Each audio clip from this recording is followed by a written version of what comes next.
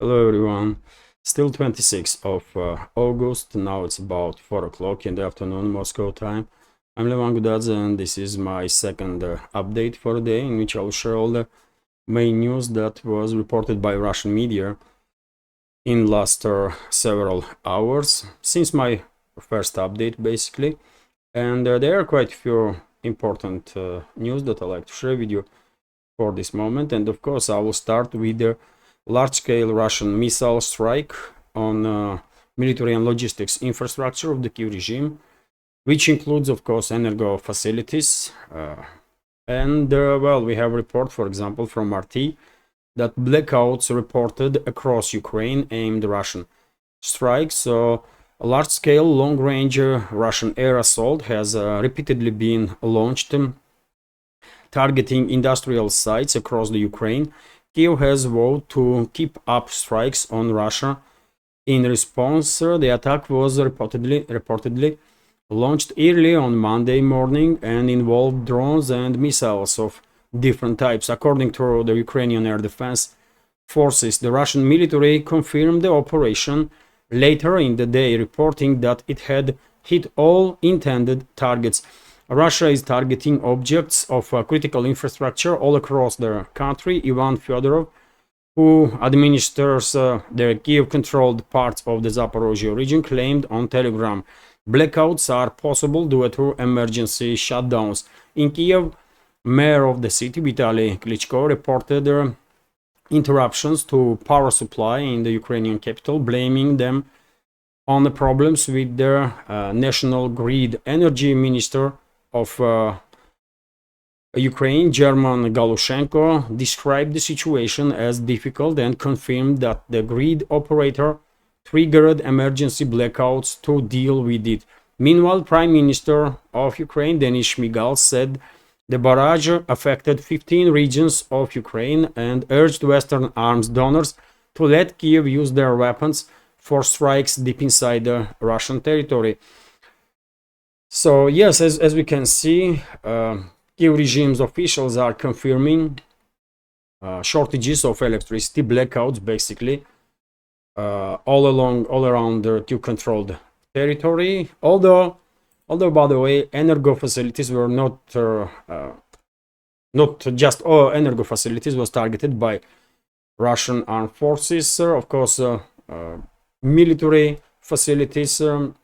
And military sites and also military industrial complex was targeted. Although let's continue with this news from Vzгляд newspaper, according to which Zelensky, head of illegitimate president of Ukraine and head of Kiev regime, basically appointed by the West, also spoke about Russian large-scale missile and drone strikes, and he basically confirmed that the situation with the energo sector is critical,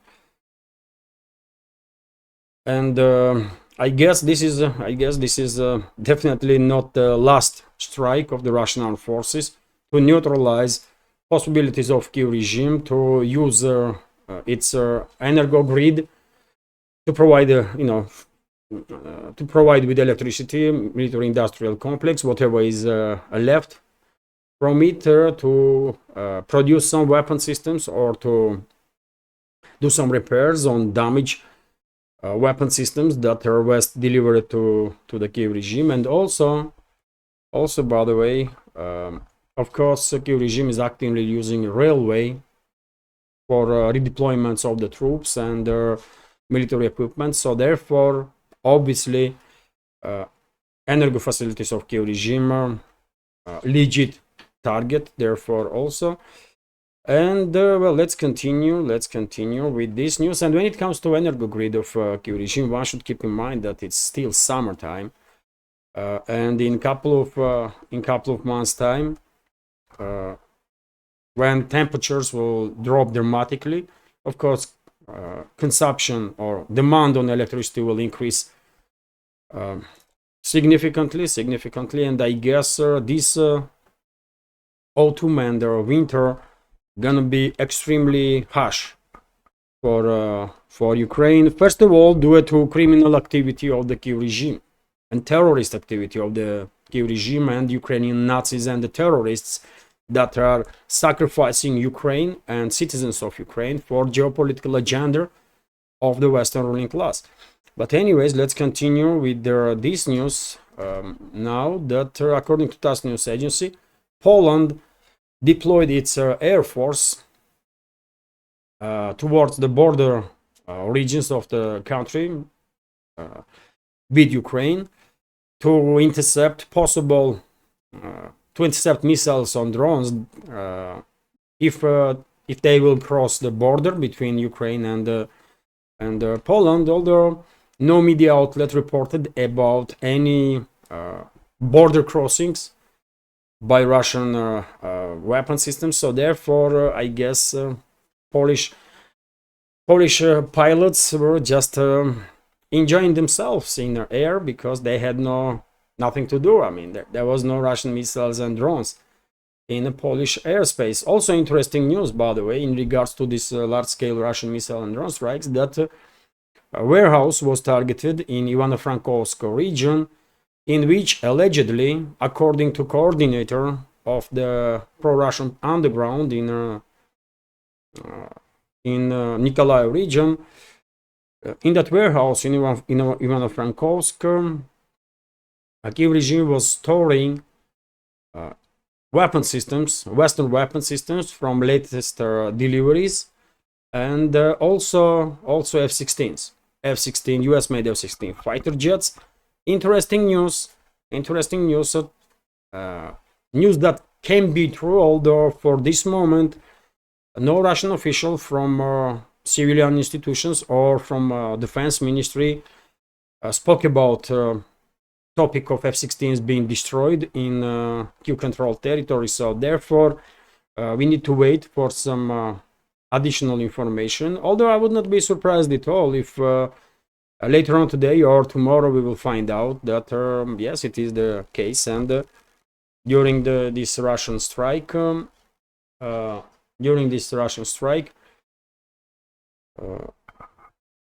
and destruction of that warehouse, Kiev regime lost one or maybe several F-16s. Anything is possible. Let's see if Russian Defense Ministry will report about it. Also, by the way, TASS news agency is reporting that Russian armed forces targeted concentrations of the Kiev regime forces in the Sumy region in 16 different settlements, and during the last 24 hours, and strikes were conducted on points of concentration of Kiev regime's 22nd, 41st, 54th mechanized brigades, also 17th tank brigade, 80th, 82nd and 95th assault brigades, 36th brigade of the Marine Corps of the Kiev regime, also 1st brigade of the National Guard, also 103rd, 106th and 129th brigades of territorial defense. Geography of the strikes is quite impressive, so I'll give you some specifics here. So points of concentrations of troops from these brigades were targeted in Belopolye, Bunyakina, Boyaro Ležiči, Baranovka, Druzhba, Zaplesye, Katerinovka, Malushina, Pervomayskaya, Orlovka, Pustogorod, Svesa, Sumy itself, Khoten, Chirvon and Yastrebina. So yes, quite interesting. I guess Kiev regime suffered very significant losses in the Sumy region as a result of these Russian strikes, and we have update from Russian Defense Ministry about losses of the Kiev regime in the Kursk salient, in parts of Kursk region that are temporarily occupied by Kiev regime and the NATO and their mercenaries.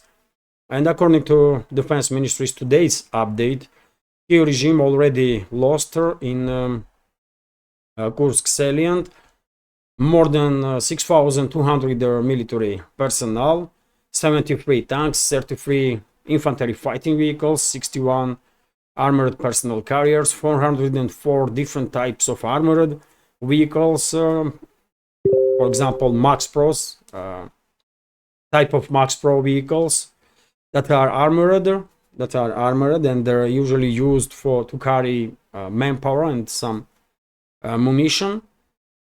Also, 188 motor vehicles of the Kiev regime was destroyed, 42 artillery systems, 11 multi-launch rocket systems, number of radio electronic warfare systems, radar systems, and so on. So quite significant numbers, statistics basically at this point, that indicates that at least 3-4 brigades of Kiev regime already being decimated in Kursk salient, and at least several more brigades are on the verge of losing combat capabilities. RT is also reporting that a Ukrainian member of parliament claims kidnappers targeted his family over the pro-church stance. So Ukrainian member of parliament Artyom Dmitriuk has claimed from exile he is no longer in Kiev controlled territory.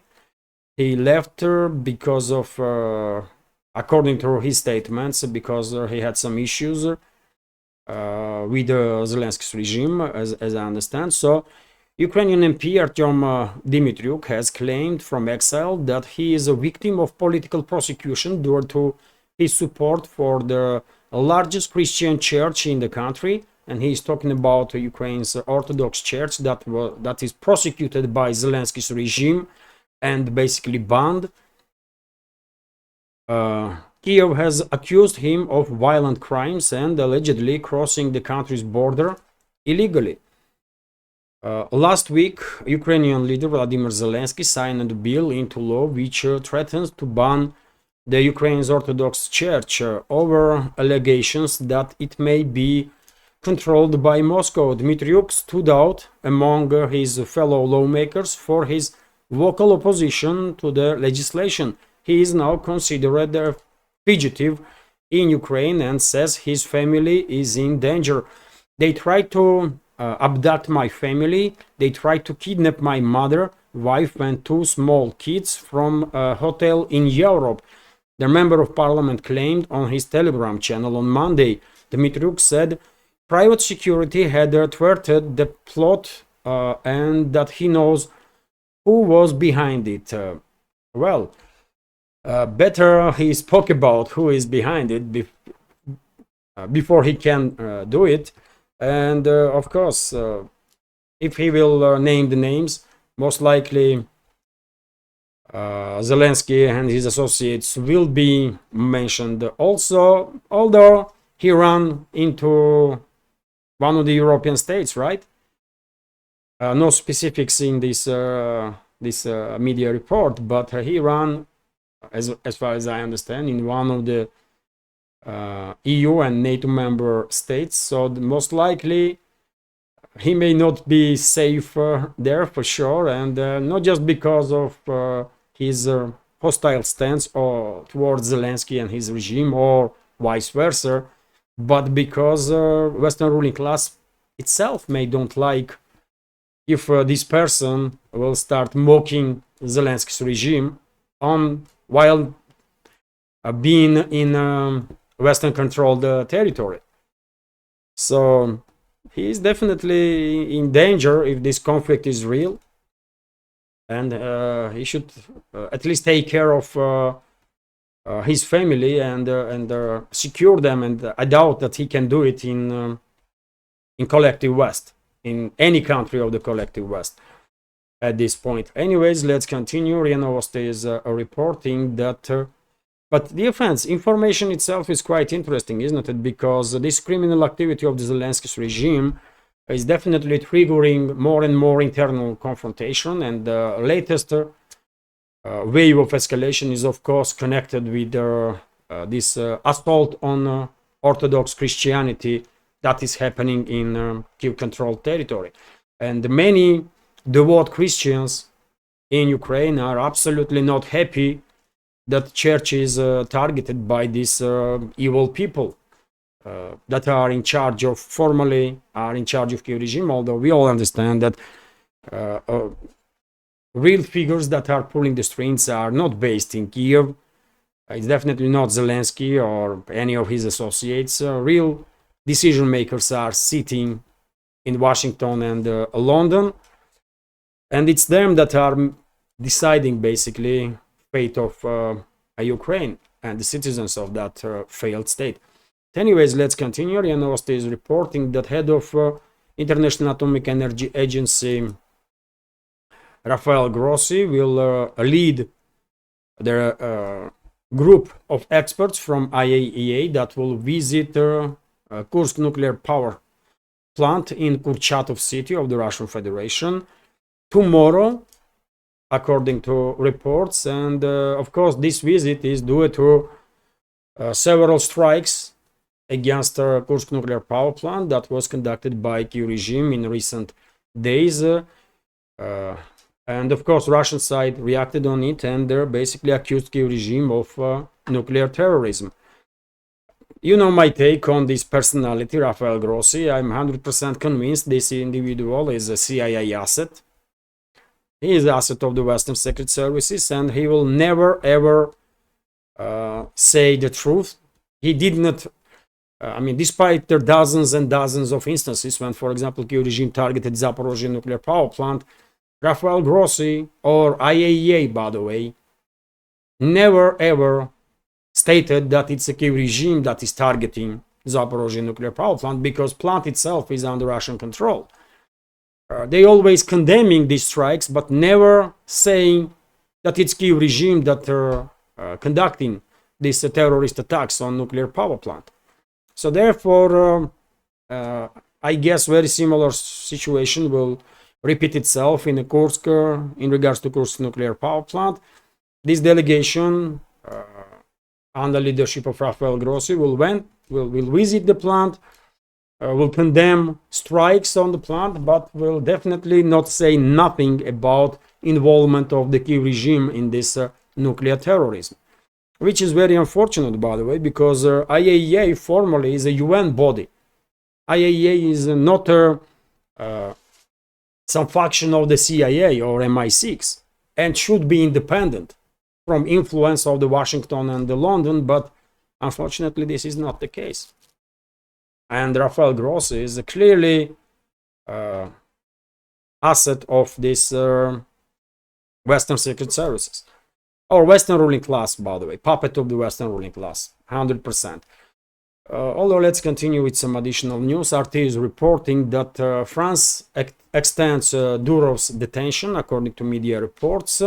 So judicial authorities in France confirmed on Sunday the arrest of the Pavel Durov, the CEO and founder of their Telegram messaging app, and extended the Russian tech entrepreneur's detention. IFP has reported, citing a source close to investigation. So at least Pavel Durov, according to reports that I see, will be held by French authorities for another 96 hours. Although, let's see, maybe due to international pressure, political leadership of France, because this is clearly a political case. So political leadership of France will probably order corrupt prosecution's office in France to release this person, to release Pavel Durov. Although, by the way, damage to reputation of the France and reputation to the Western ruling class and the Western collective West in general already been done, especially to Europe, by the way. And for example, Rumble boss fled the EU, and basically he stated about it himself. So France has crossed all the boundaries by arresting Telegram founder and CEO Pavel Durov. Chris Pavlovsky, the CEO of video sharing platform Rumble, has stated, adding that he left Europe after the news broke.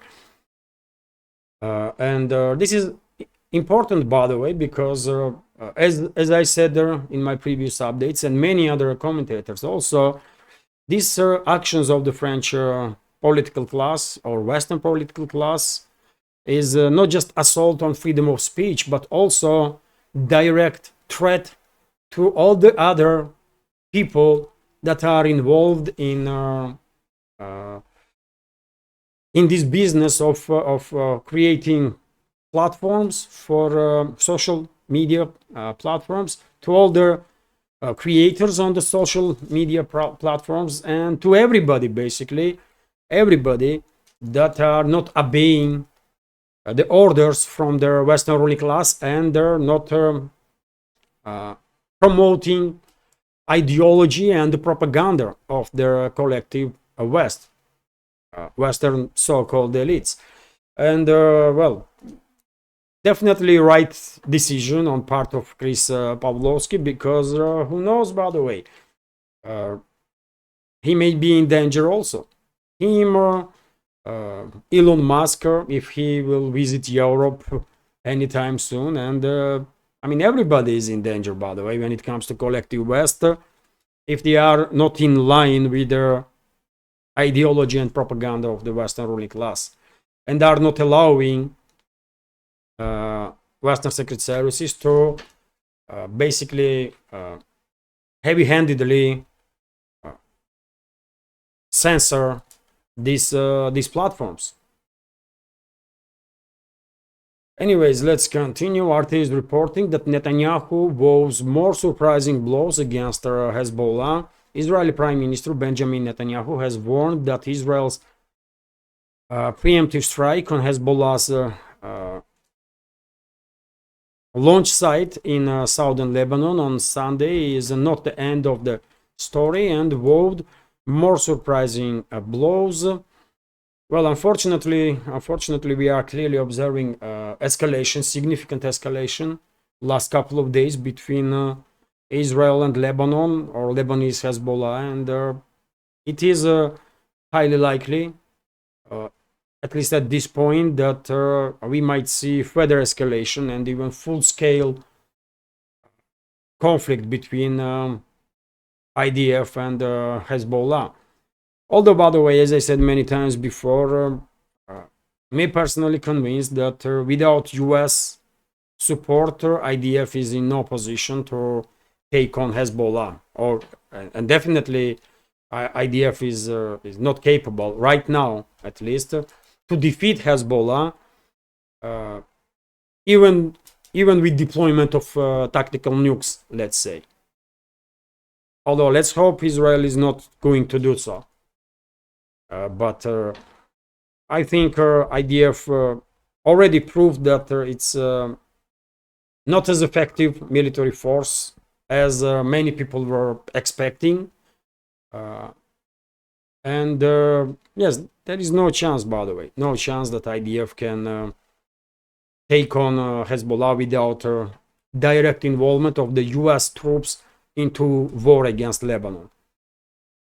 And because Netanyahu is escalating, who knows, maybe there is an agreement between Netanyahu's government and formerly Biden's administration that if Israel continues escalation, if Israel eventually provokes war with Hezbollah, full-scale war, then US will support, and some other NATO member states also, and who knows, things may go, things may escalate so much so that Israel may provoke a full-scale war, not just with Hezbollah, but also with Iran, because that's what Western ruling class wants, to provoke regional war in the Middle East and cut China from Middle Eastern energy sources, which will undoubtedly happen, because if there is a regional war in Middle East, obviously Persian Gulf will become blocked for navigation, including Hormuz Strait here, and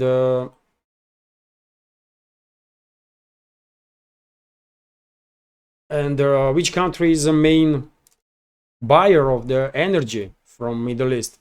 It's China, isn't it? I spoke about this topic quite a number of times in previous updates, and I don't think there is any need to repeat myself, but I'm quite sure Western ruling class wants to provoke regional war in the Middle East, and Netanyahu and his associates clearly are helping in this let's continue. Netanyahu and his associates are helping Western ruling class, of course, to provoke this regional war. RIA Novosti is reporting that President of Russian Federation today had a meeting with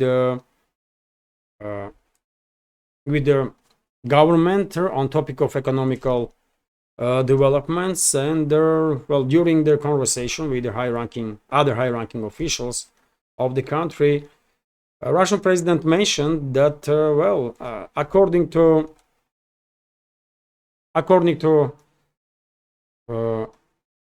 latest data, Russian GDP has grown since the beginning of this year 4.6%, by the way. 4.6% since the beginning of this year, which is absolutely unbelievable, man. Absolutely unbelievable number.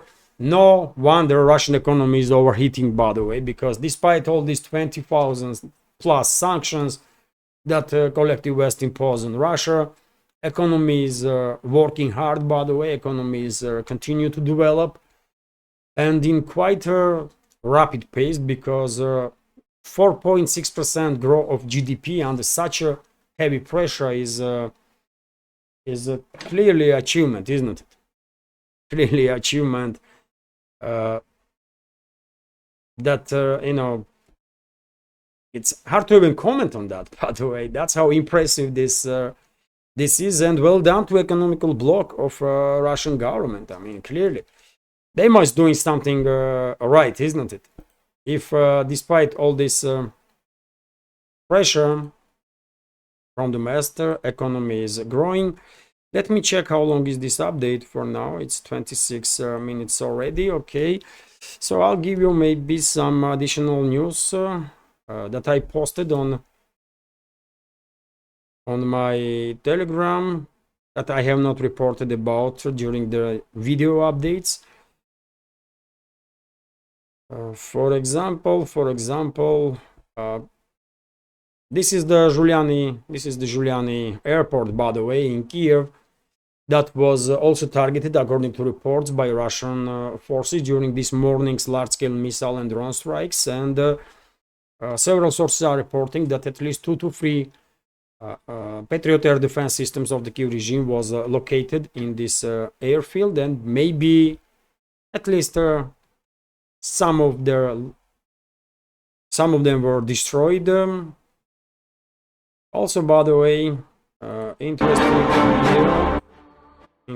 video here.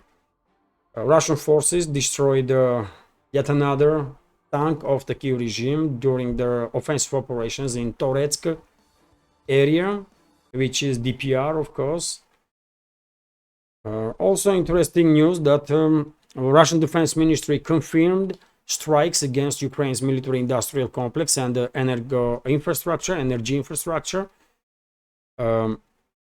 And also, by the way, Russian Defense Ministry made update on progress of special military operations, situation on line of contact. And according to Defense Ministry, Kiev regime just in last 24 hours lost on all sectors of the front line more than 1,900 military personnel. If you are interested in details, by the way, on my Telegram, I shared this update from Defense Ministry, so you can check that out. Also, this is the video, by the way, of damaged power station in Kiev. This is Kiev's hydroelectric power plant, dam.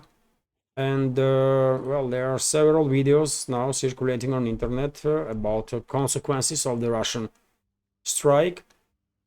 Well, seems like energo facilities was primary target of this missile and drone strikes, although yet again, if information will be confirmed that in Ivano-Frankivsk, as a result of Russian strikes, F-16s were destroyed on the ground, then of course that news will definitely make headlines worldwide. Also interesting news that Palestine to submit request to join BRICS after Kazan BRICS summit that will take place this autumn, and Kazan is of course capital of Russia's Tatarstan Autonomous Republic. Vladimir Putin, Russian president, invited Palestinian President Mahmoud Abbas to join the October summit in Kazan.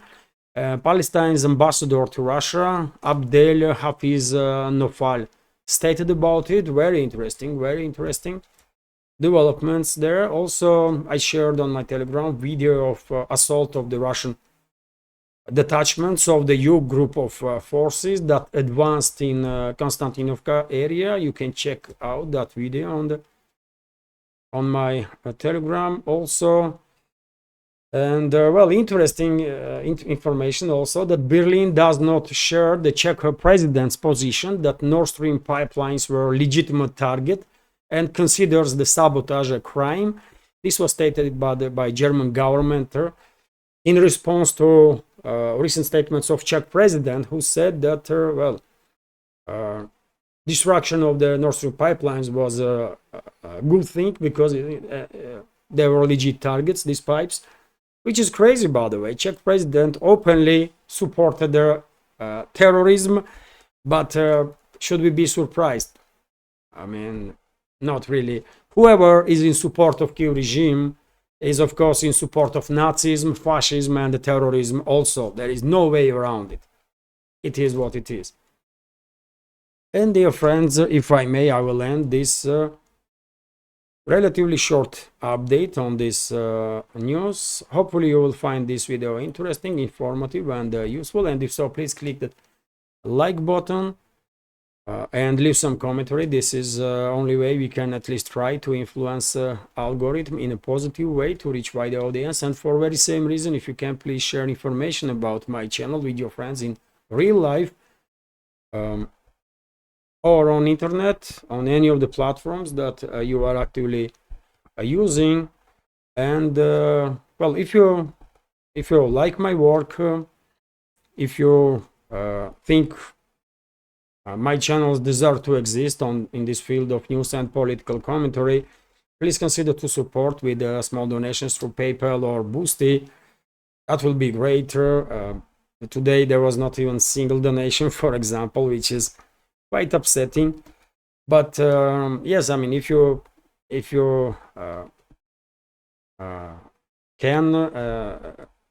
you can support with donations, of course, through PayPal and Boosty. And also you can subscribe to my Patreon page, by the way, on which I have some extra content on regular basis. And lately I start making behind the scenes videos. I published yesterday one first episode. It was yesterday, isn't it?